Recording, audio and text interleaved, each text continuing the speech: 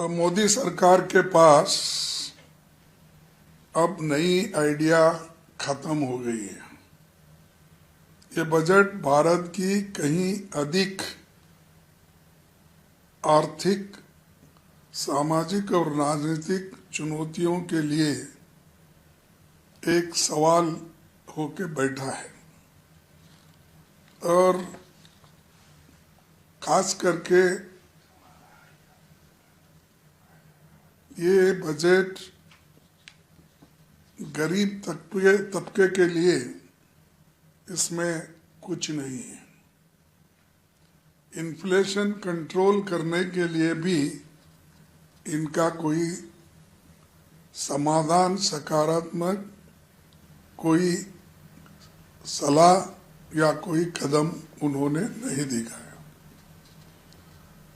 आर्थिक economic survey का जो ये दिखाता है कि व्यापार में अनिश्चितता भारत के लिए एक प्रमुख चुनौती बताता है, लेकिन बजट मुश्किल से इस समस्या को स्वीकार करता है। इसी तरह रुपए का गिरते हुए मूल्य के निपटने की भी कोई योजना उनके पास नहीं है। भारतीय अर्थव्यवस्था का मूल संकट ठहरी हुई वेतन, कमजोर उपभोक्ता मांग और निजी निवेश में सुस्ती, लेकिन बजट में उपभोक्ता मांग के फिर से गति देने का कोई विचार नहीं दिखता। घरेलू बचत में कमी और व्यक्तिगत कर्ज के बढ़ते बोझ पर भी ध्यान नहीं दिया गया है। युवा शक्ति की तमाम पैकेजिंग के बावजूद शिक्षित युवाओं में फैली व्यापक बेरोजगारी के संकट का कोई समाधान नहीं है। वित्त आयोग का सिफारिश का अभी और अध्ययन करना होगा, लेकिन वे गंभीर वित्तीय दबाव में चल रही राज्य सरकारों को कोई राहत देती नहीं दिख रही है।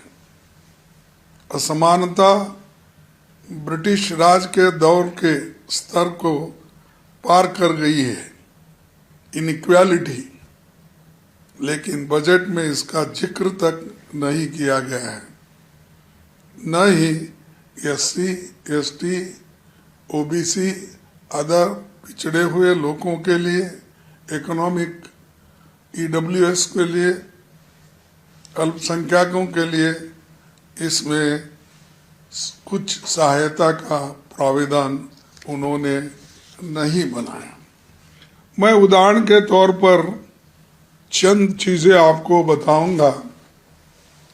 एजुकेशन में लास्ट ईयर जो एलोकेशन हुआ था 13,000 करोड़ खर्च नहीं किया गया।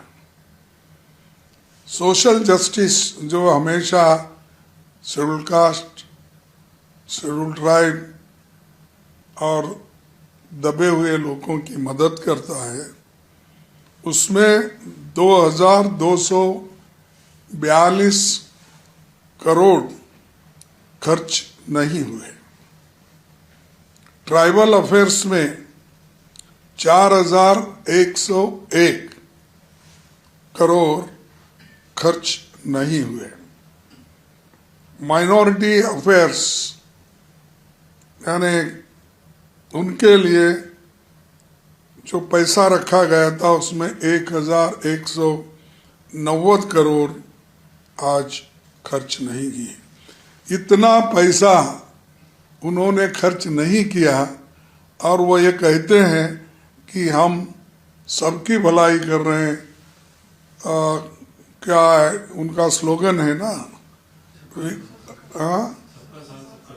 सबका साथ सबका विकास, लेकिन यहाँ तो खुद ही उनके आंकड़े दिखाते हैं कि इन दबे हुए, कुचले हुए और खासकर एजुकेशन में उन्होंने जो पैसा खर्च नहीं किया, और उसके अलावा भी एजुकेशन को हम बढ़ावा देंगे ये कहने वाले बजट में लास्ट ईयर से भी कम पैसा रखा गया है। और एजुकेशन तो इम्पोर्टेंट है, और एजुकेशन को हमेशा हम ये चाहते हैं कि एजुकेशन, हेल्थ, रिसर्च ऐसे चीज़ों को ज़्यादा पैसा रखना चाहिए। ये हम सब का डिमांड है। और पहले की सरकारें एजुकेशन पे ही ज़्यादा ये करती थी और हेल्थ के ऊपर करती थी। उसके अलावा जो अहम चीज़ें हैं, SC/ST के हॉस्टल्स के, स्कॉलरशिप के, ये सारी चीज़ों को ज़्यादा खर्च करती थी। इसमें उनके स्कॉलरशिप के बारे में या उनके खास करके उनके डेवलपमेंट के लिए कोई पैसा नहीं है। 250 पैसा खर्च भी नहीं किया। मैं आंकड़े आपको दिखाया। वित्त मंत्री ने एक बार भी स्कूलों का उल्लेख नहीं किया, और सामाजिक सुरक्षा और कल्याण पर एक भी घोषणा नहीं हुई। और मनरेगा की जगह आए नए कानून के लिए बजट आवंटन पर एक शब्द तक उन्होंने नहीं किया। यानी जो मनरेगा का है, जो योजना, उसके खिलाफ वो लोग हैं, लेकिन हम उसको रिटेन करने के लिए लड़ रहे हैं। उसके बारे में भी उन्होंने खुलासा नहीं किया, कितना पैसा रखना है, कितना खर्च करना है। और खासकर हम ये नहीं भी चाहते हैं, क्योंकि उन्होंने पहले ही अपना माइंड बना लिया है कि मनरेगा को ख़त्म करने का। ये एक थकी हुई, रिटायर हो चुकी सरकार का बजट है, क्योंकि इनके पास पैसा नहीं है और 250 पैसा खर्च नहीं हो रहे। तो इनकी मंशा यही दिखती है, जो हमेशा गुड गवर्नेंस की बात करते हैं। आप ही बताइए, इतने 1000 करोड़ रुपए जब खर्च नहीं हुए, तो इसका यही अर्थ होता है कि वो एक अपने लोगों को कहकर लोगों के भलाई के लिए कदम नहीं उठाना चाहते। इसलिए इस बजट को मैं रिजेक्ट करता हूँ। ये लोगों के हित में नहीं है और लोगों के लिए इसका कोई उपयोग नहीं है। और आप तो देखें, इनका बजट आते ही सेंसेक्स कितना गिरा, नियरली 2000 पॉइंट्स। तो इसका मतलब ये है कि इनको कोई चाह रहा नहीं, हर क्षेत्र में वे विफल हो गए। इसीलिए इस बजट, ये तो बजट गरीबों के हित में नहीं है और युवाओं के हित में नहीं है। इन्फ्लेशन कैसा कंट्रोल करना ये नहीं है, एम्प्लॉयमेंट के बारे में नहीं है। ये सारी चीज़ें उनमें उन्होंने अपने बजट में नहीं रखा। इसीलिए ये सिर्फ रिपीटेशन है, रिसाइकलिंग है। वो जो पहले बोलते आ रहे हैं वही बोलते आ रहे हैं, लेकिन और जो नया दिशा देना था वो नहीं दिए। इसीलिए मैं इस बजट को कहूँगा कि ये सिर्फ पुराने जो उनके वादे थे उसको भी उन्होंने इसमें नकार दिया। ये देखो, मोदी जी हर समय ऐसा कहते हैं, मैं 2 करोड़ नौकरियां दूंगा। मैं यहाँ तो बड़े इंडस्ट्रीज को बेच रहे हैं, एम्प्लॉयमेंट कहाँ देंगे?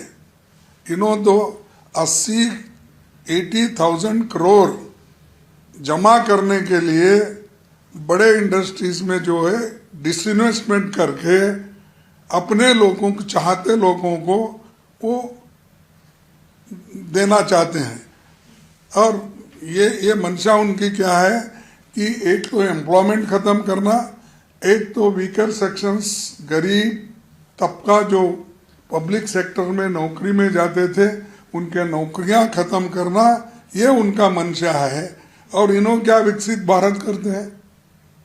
विकसित भारत के लिए आपके पास पैसा भी होना, और एम्प्लॉयमेंट के लिए इन्फ्लेशन तो बढ़ रहा है, घट रहा है कहाँ। अब तो इसीलिए सब झूठे वायदे हमेशा करने का मोदी साहब की आदत है। आप 2 करोड़ एम्प्लॉयमेंट से ले, उनका डिमोनेटाइजेशन प्रोग्राम लो, सभी चीज़ों में वो विफल हो गए। और ये जो वायदे आप किए हैं, आप मुझे जो बता रहे हैं, ये तो वो कभी करेंगे नहीं, वो होगा नहीं।